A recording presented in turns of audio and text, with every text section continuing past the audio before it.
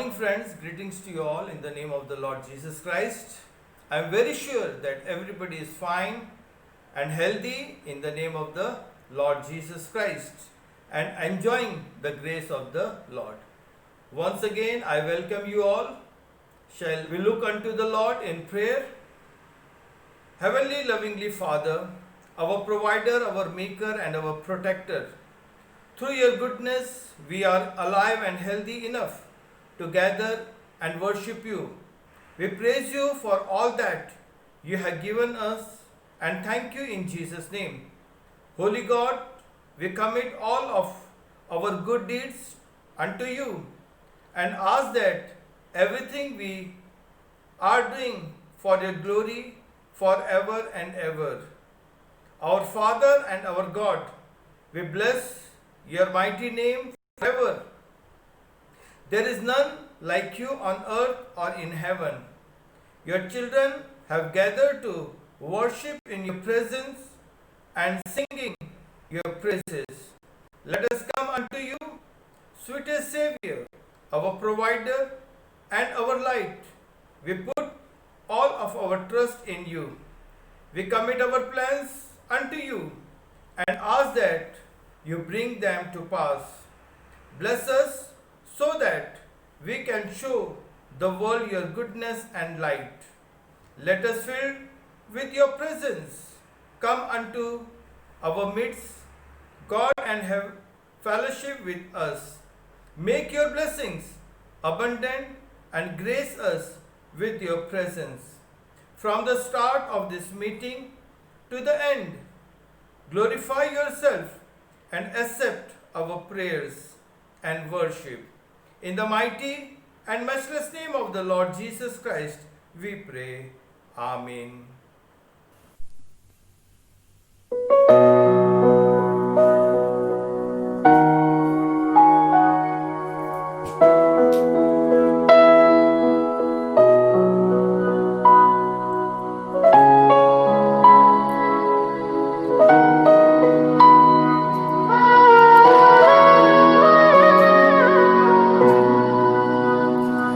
धन्यवाद के साथ स्तुति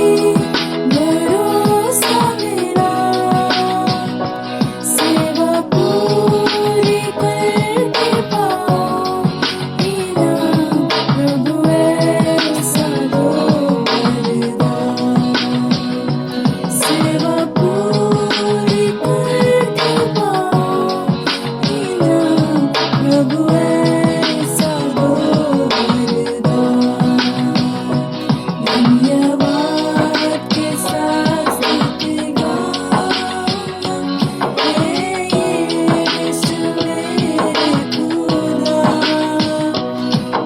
उपकार तेरे हैं बेशुमार, कोटि कोटि स्तुति धन्यवाद। धन्यवाद के साथ स्तुति गाऊंगा, हे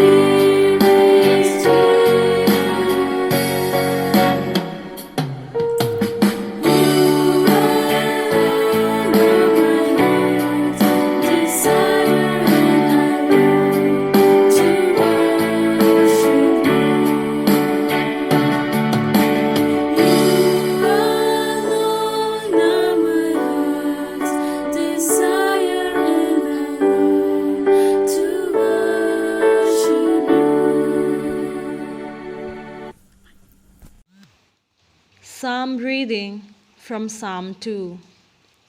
Why do the nations conspire and the peoples plot in vain?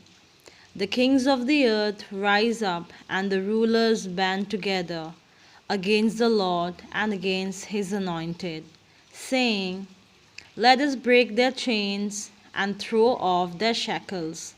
The one enthroned in heaven laughs. The Lord scoffs at them. He rebukes them in his anger and terrifies them in his wrath, saying, "I have installed my king on Zion, my holy mountain. I will proclaim the Lord's decree. He said to me, 'You are my son. Today I have become your father. Ask me, and I will make the nations your inheritance, and the ends of the earth your possession. You will break them with a rod of iron. You will dash them to pieces like pottery.' Therefore, you kings, be wise. Be warned, you rulers of the earth. Serve the Lord with fear and celebrate his rule with trembling. Kiss his son, or he will be angry, and your way will lead to your destruction, for his wrath can flare up in a moment. Blessed are all who takes refuge in him." The Apostles' Creed. I believe in God, the Father Almighty, creator of heaven and earth, and in Jesus Christ, his only Son, our Lord, who was conceived by the Holy Spirit, born of the Virgin Mary, suffered under Pontius Pilate, was crucified, died, and was buried. He descended into hell. On the third day he rose again from the dead. He ascended into heaven and is seated at the right hand of God the Father Almighty. From there he will come to judge the living and the dead. I believe in the Holy Spirit, the Holy Catholic Church, the communion of saints, the forgiveness of sins, the resurrection of the body, and life everlasting. Amen.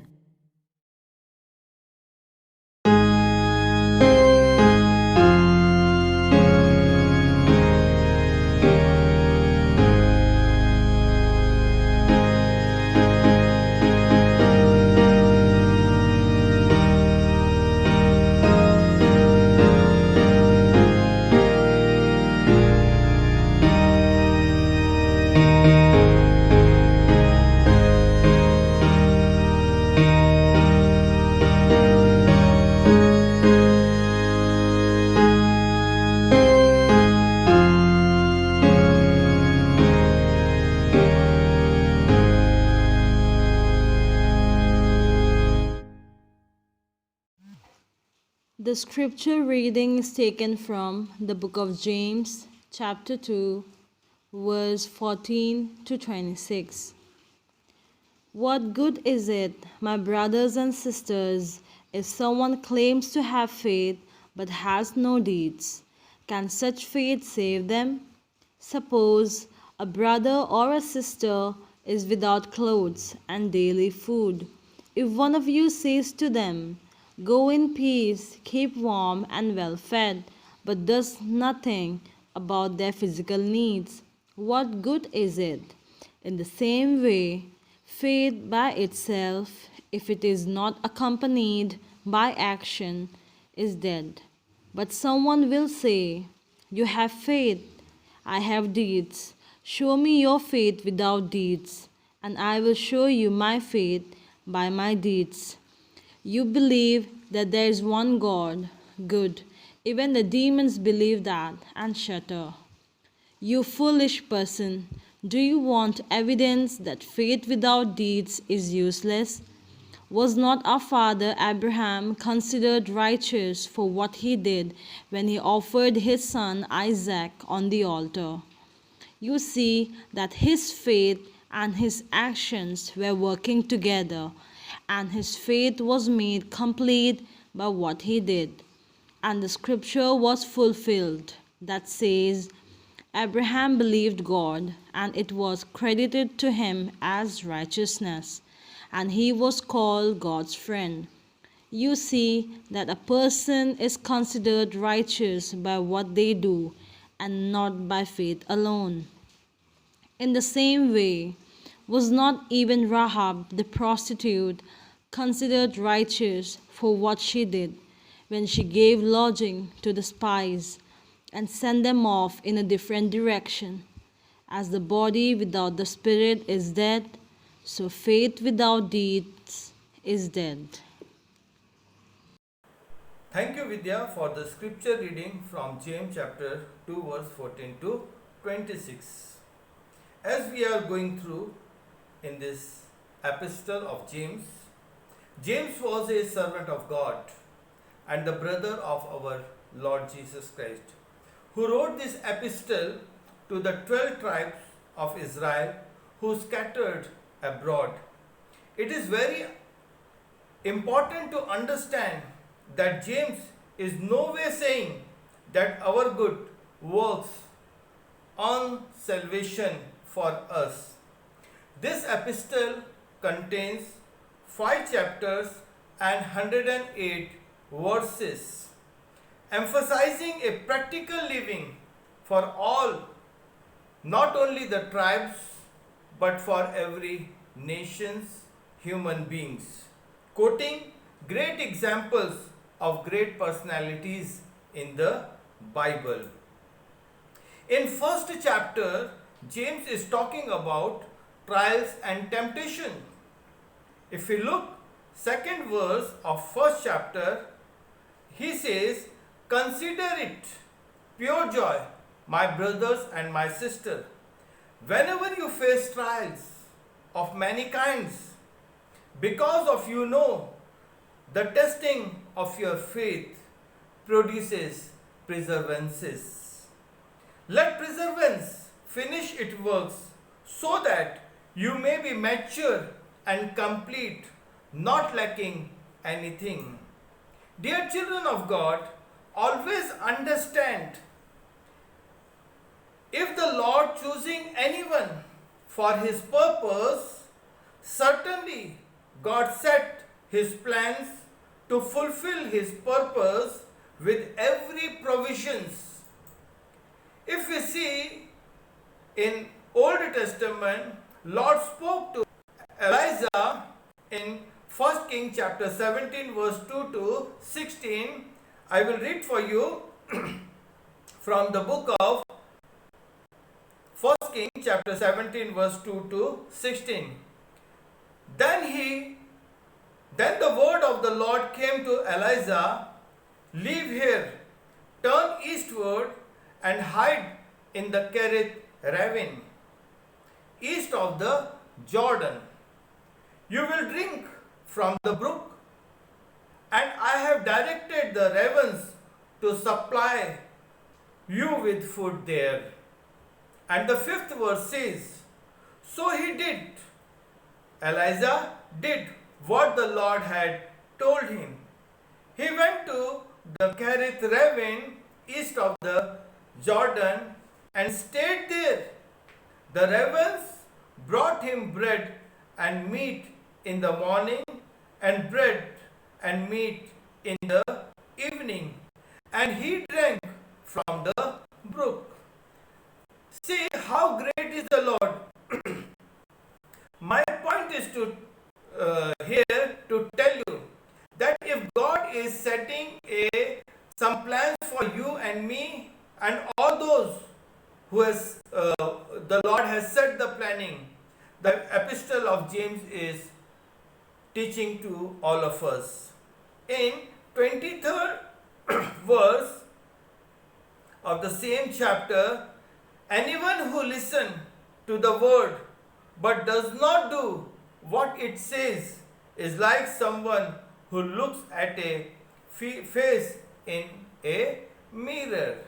Means whatever you are hearing, whatever you are listening, means if you believe that it is a word of the God, and certainly if we say that I have faith, if we say that I believe in God, and God is asking you and me to do this. So certainly we have to do. And that is the faith says. I remember one incident in one of my NGO meeting where I was speaking on women's empowerment. In that meeting, then the President of State Social Welfare Board, Andaman and Nicobar, with all her officers were present. The occasion was issuing of the tailoring certificate of that batch.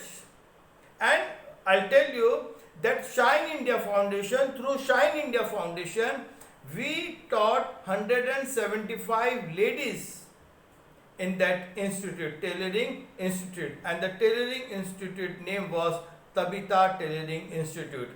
And we have given coachings to 175 ladies, and so many poor people were there, and that too without free, without any cost.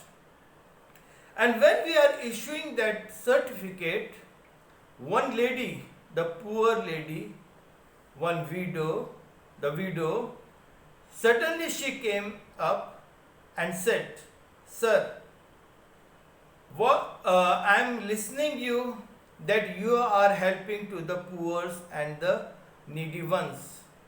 I have one request." I said, "Yes, tell me what you have the request." "You taught us the tailoring classes and I learned perfectly and I know how to switch all kind of women dresses." Then I said, "What you require actually?" Then she said that, "Can you please get me a sewing machine right now?" I was amazed. Right now? She said, many people, they say that they will help, but nobody is helping. But in this meeting, all the dignitaries are there. So I request you to provide me a sewing machine. I looked to my subordinates and I called one and said that go and get one sewing machine, brand new sewing machine from, we were having so many sewing machines, and from out of that you bring one. And they brought one, and in the same meeting we gifted that sewing machine to her. Dear children of God, it is not that we require some praise. We are doing all these things.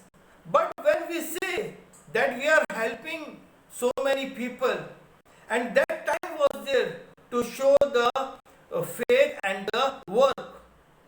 In James chapter 2, verse 20 and 21, Abraham as an example to prove that faith apart from works is no faith at all. Abraham was justified by his work when he offered up Isaac.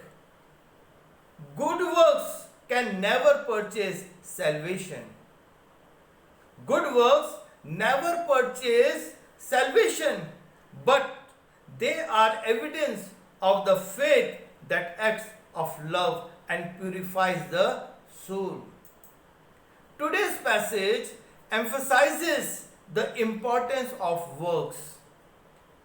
But I want to make it very clearly that James discusses works. He teaches that. He demonstrates the presence of the faith. We have to understand it very clearly. Not that they added to faith or can earn merit for us. There is a pastor, one of my friends, in the year 2009, one day he asked me, he himself asked me, that was not the requirement, but he himself asked me that, "Pastor, now I become an ordained pastor, and now I am also working for one ministry, and I am also working for government. So what should I do? Shall I resign my job?" Then I said, Pastor, that if you believe that God will take care of your family, God will take care all the needs of yourself, and what all required, God will able to fulfill that, then you resign. But dear children of God, the pastor is still working. I am not having any objection for the part-time worker in the ministry. Perhaps I am happy that they are out of their busy schedule. They are working for the Lord. When I was in Navy, I was also doing this type of part-time ministry. Whenever I am getting time, I go for the preaching. Whenever I am getting time, I am attending the fellowship, prayer meetings in the evening, and all my rest times. So, dear children of God, I am not against of the part-time ministers who are pastors, evangelists, who all are doing the ministry of the Lord. There is a very good example of Dr. D.G.S. Dinakaran. He was also a manager of SBI, and same time he was working for the Lord, and he did a very beautiful and powerful ministry through Jesus Cause. We all know this. So I am not against of the pastor or the evangelist who is working for the Lord as a part-time minister.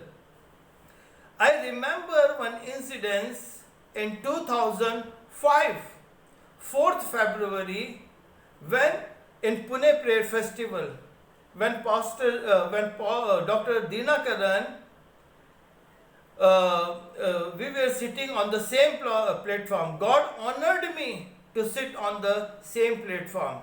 After the meeting, myself and my son, we went to the pastor, Dr. D.G.S. Dinakaran, and he prayed for us. And what he prayed, that God is opening a door for you. And on 17th February, I received a calling from the one organization that you have to go to Andaman and Nicobar for the ministry. So there itself I decided that I will go.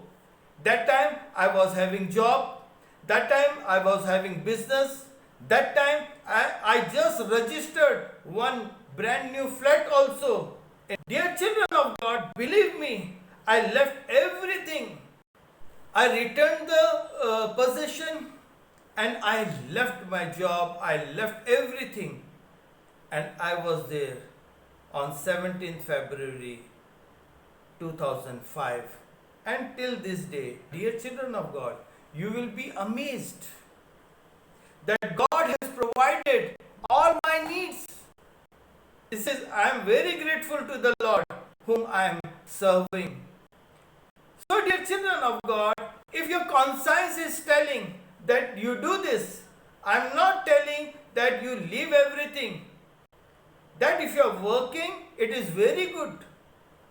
And out of your job, you are serving the Lord, it is very, very good. As Jesus said in Mark chapter 10 verse 29, truly I tell you, Jesus replied, no one who has left home or brothers or sisters or mother or father or children or fields for me and the gospel. And the 30th verse, he says, but that he will receive 100 times as much now in the present age, houses and brothers and sisters and mothers and children and farms, along with persecution, and in the age to come, eternal life. And dear children of God, I remember the King David said in Psalm chapter 37 verse 25, I was young and now I am old. Yet I have never seen the righteous forsaken or their children begging for bread. And Jesus again saying in Matthew chapter 6 verse 1, be careful not to practice your righteousness in front of others to be seen by them. If you do, you will have no reward from your Father in heaven. Lord just said that you turn your heart, the conversion from world to the kingdom of the Lord. You know, if we go through the book of Acts, you'll find there is one husband and wife named Ananias and Sapphira. In Acts chapter 5 verse 1 to 11, I will read for you. Now a man named Ananias, together with his wife Sapphira, also sold a piece of property. What the people they were doing when the apostles were doing the ministry, so the same-minded people, they are selling their properties and bringing the money to the apostles, and the apostles using for the ministry.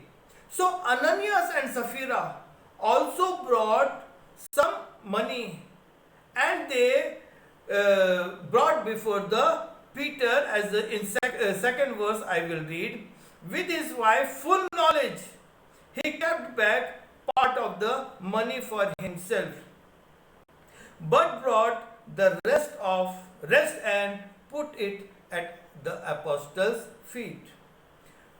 Third verse is, then Peter said, Ananias, how is it that Satan has so filled your heart that you have lied to the Holy Spirit, and you have kept for yourself some of the money and you received for the lamb? And the fourth verse is, didn't it belong to you before it was sold, and after it was sold, was not the money at your disposal? What made you think of doing such a thing? You have not lied just to human beings, but to God. And when Ananias heard this, he fell down and died over there. And all people with great fear seized what they seen is happening over there. Then some young man came forward and wrapped up his body and carried him out and buried him. About 3 hours later, his wife Sapphira also came, not knowing what happened to her husband. Peter asked her, tell me, is the price you and Ananias got for the land? And Sapphira also said, agreed, yes, she said, that is the price. Peter said to her, how could you conspire to test the Spirit of the Lord?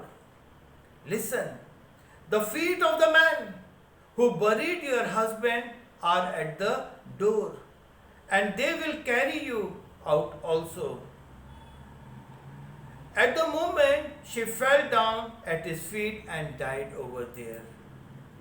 Dear children of God, in this story, my motive is to tell this. There was no requirement of telling lie to the servant of God or to the Holy Spirit. That is why the Peter was telling that this plot was your, the money was your, so why you are telling lie? That was not the requirement. You know, that is why the faith and the work is not matching. Our faith and the work should match. In James chapter 2 verse 18 to 21, he says, I'll read for you. But someone will say, you have faith, I have deeds. Show me your faith.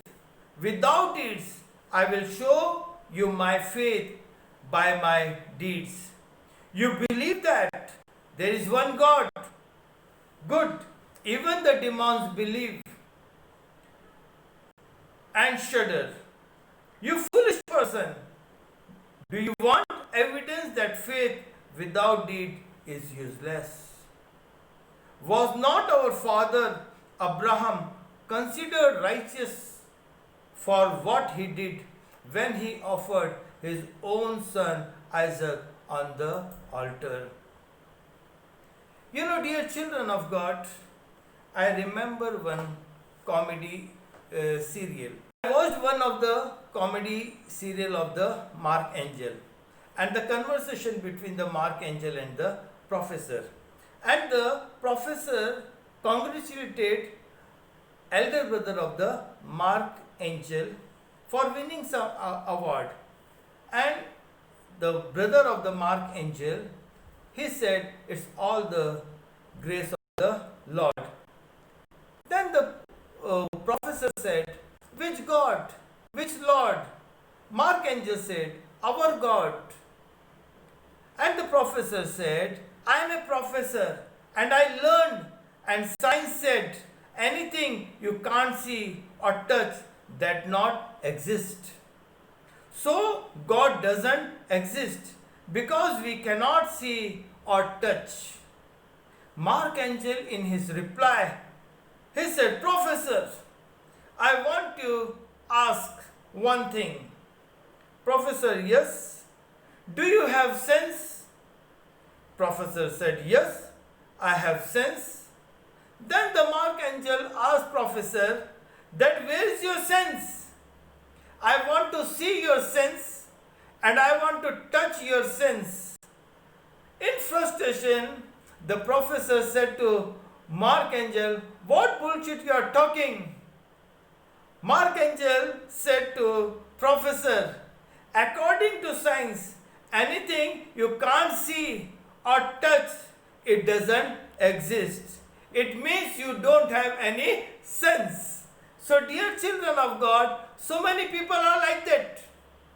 They say that what you are doing, I can't see your God. But James chapter 2 verse 26 says, for as the body without the spirit is dead, so faith without work is dead.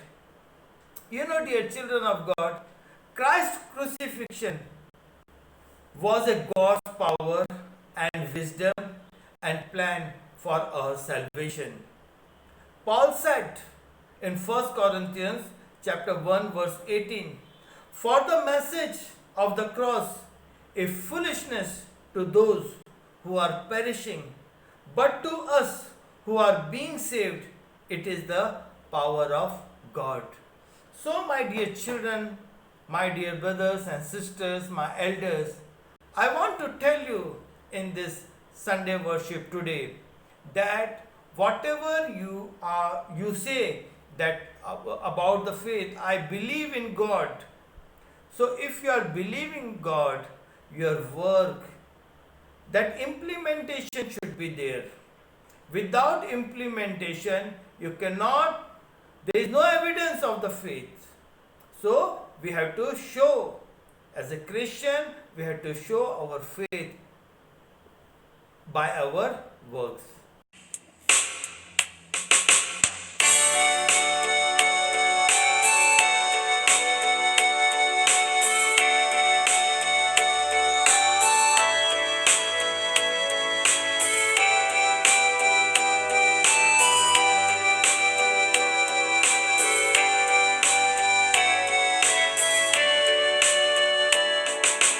Make me a channel of your peace.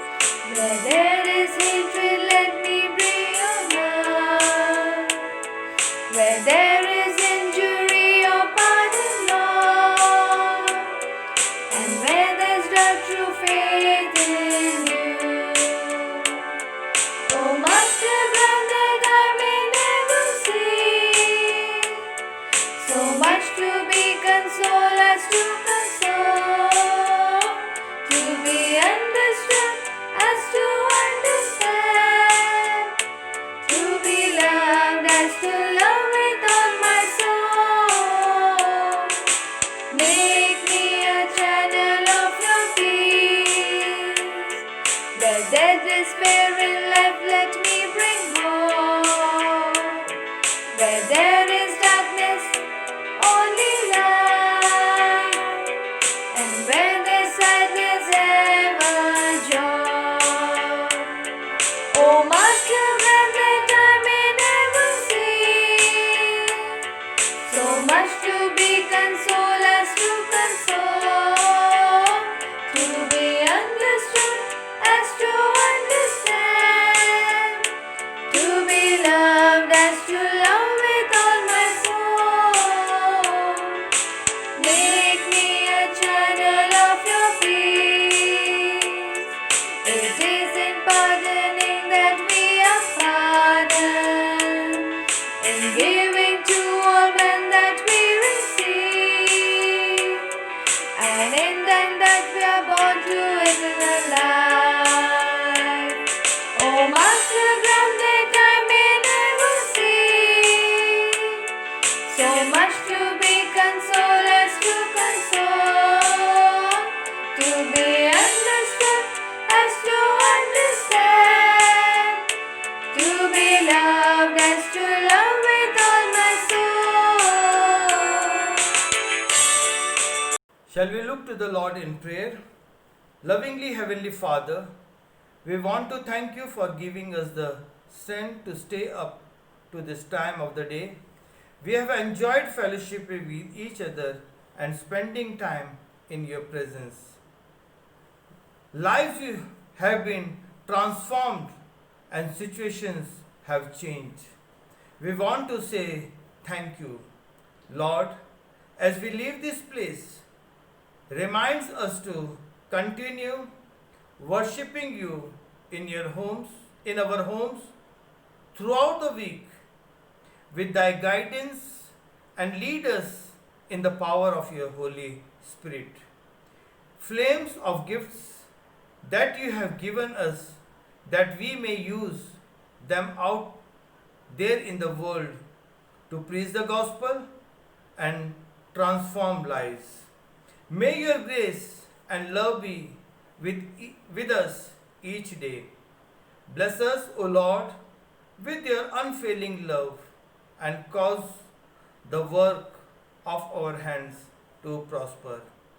Uphold us in thy palms and see us through each stage of our lives. Bless us when we go out and when we come in. Father in heaven, may our worship be acceptable before you. Let the peace that surpasses all understanding be with us as we leave this place. Help us never to forget that you are with us always. In Jesus' mighty and the matchless name we pray. Amen. We say the Lord's Prayer. Our Father who art in heaven, hallowed be thy name.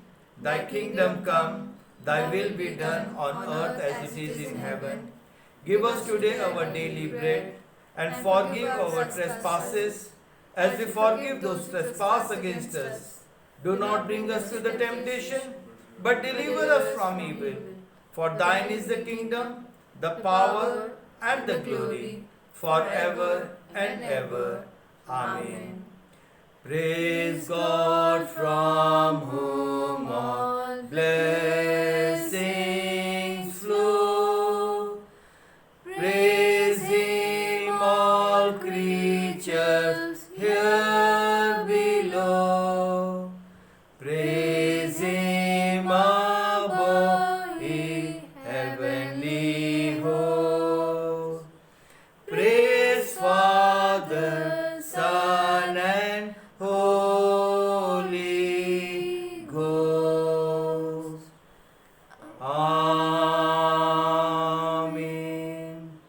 Now the grace of the Lord, love of Jesus Christ, and the communion of the Holy Spirit be upon our families, be upon our fellowships, be upon our congregation, and be upon all our dear ones forever and ever. Amen.